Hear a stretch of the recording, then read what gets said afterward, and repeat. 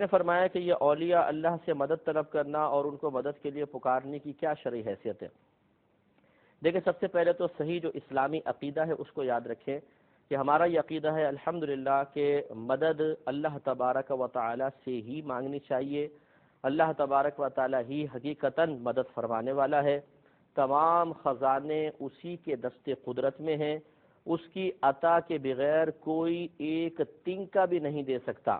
اور اگر کوئی مسلمان یہ عقیدہ رکھے کہ اللہ تعالیٰ کی عطا کے بغیر کوئی ہمیں ایک بھی تنکا دے سکتا ہے تو وہ کافر ہو جائے گا۔ یہ مضبوط عقیدہ رکھنے کے بعد پھر یہ یاد رکھیے کہ اگر اللہ تبارک و تعالیٰ سے مانگنا ہی مقصود ہو،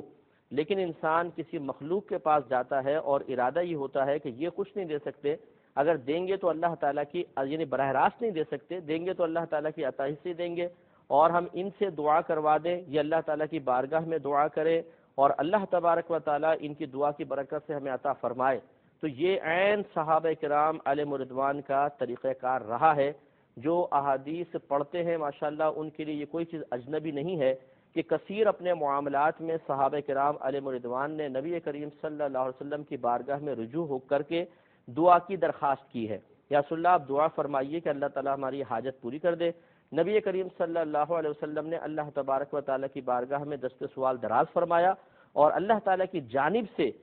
تیزی کے ساتھ اجابت کا معاملہ ہوا۔ بظاہر حتیٰ کہ بخاری کی روایت سیدہ عائشہ صدیقہ رضی اللہ تعالی عنہا کہا کرتی تھی کہ یا رسول اللہ صلی اللہ علیہ وسلم، اللہ تبارک و تعالیٰ آپ کی رضا پوری کرنے میں جلدی فرماتا ہے۔ تو یہ چونکہ صحابہ کرام کا طریقہ تھا، لہذا اگر کوئی مسلمان اس نظریے اور عقیدے کے ساتھ اولیاء اللہ کے پاس جاتا ہے کہ میں ان سے دعا کرواؤں گا اور یہ اللہ تبارک و تعالیٰ کی بارگاہ میں دعا کر کے میری حاجات کو حل کرنے کے سلسلے میں، حاجات کی تکمیل کے سلسلے میں معاون بنیں گے، تو اس میں کوئی حرج نہیں ہے۔ عقیدہ یہ ہونا چاہیے کہ یہ اللہ کی عطا کے بغیر کچھ بھی نہیں دے سکتے، دینے والی ذات فقط اللہ تبارک و تعالیٰ کی ہے۔ بس یہ اگر کوئی عقیدے کے ساتھ اولیاء اللہ کے پاس جاتا ہے، ان کی خدمت میں درخواست کرتا ہے، تو اس کی بالکل گنجائش نکل سکتی ہے۔ باقی رہی یہ کہ دور سے پکارنے کی کیا شرعی حیثیت ہے کہ اگر کوئی اللہ کے ولی بہت دور ہے تو انہیں دور سے پکارنا، اس میں دو نظریات ہیں، ایک صحیح ہے ایک غلط ہے۔ اگر یہ نظریہ ہے کہ اللہ تبارک و تعالیٰ کے عطا کے بغیر ایک شخص ہزاروں میل دور سے ہماری آواز کو سن لے گا تو اس کے کفر و شرک ہونے میں کوئی شبہ نہیں ہے، یہ بالکل غلط ہے۔ اور اگر کوئی یہ عقیدہ رکھتا ہے کہ وہ